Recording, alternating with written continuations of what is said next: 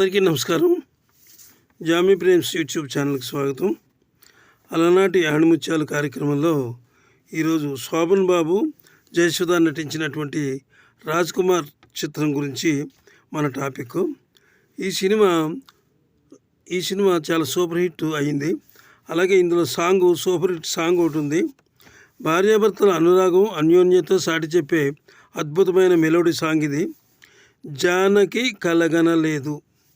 జానకి కలగనలేదు అనే పాట.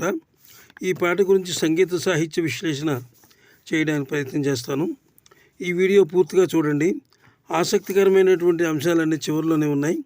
ఈ పాటను రాసిన వారు మనసు కవి ఆత్రేయ అంటే అందరికీ తెలుసున్నది.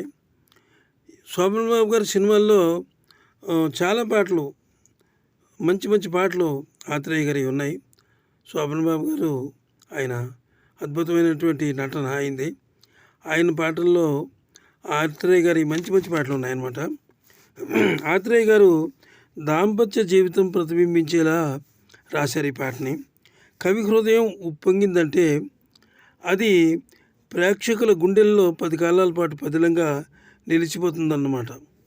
ఆ సాహిత్యానికి విలువ కట్టడం కష్టమే. మరి పదాలు పల్లవిస్తూ ఉంటాయి, చరణాలు సాహిత్య పంటలు పండిస్తూ ఉంటాయి ఆత్రేయ గారి పాటలు. ఈ పాటకు స్క్రీన్ మీద అభినయించిన వారు జయసుధ గురించి మనం కొత్తగా చెప్పేదేమీ లేదు. ఆమె అద్భుతమైన నటి. ఆమెను సహజ నటి అని కూడా అంటారు.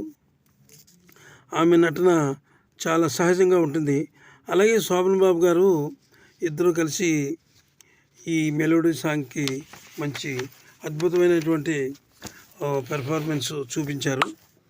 అప్పుడు శోభన్ బాబు గారు ఈ చిత్రంలో అంటే భర్తగా చాలా వేరియంట్స్, చాలా రకాలుగా ఆయన అద్భుతమైనటువంటి క్లారిటీ ఉంది. అలాగే ఈ విషయం ఇంకా సంగీతానికి వస్తే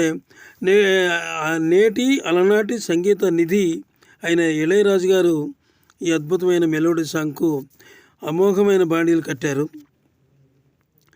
ఇళయరాజా ఆయన సంగీత సారథ్యంలో వచ్చిన అజరామరమైనటువంటి గీతాలు ప్రపంచంలో ఉన్న తెలుగువారందరూ కూడా ఆ గీతాలకు నీరాజనాలు పలికారు.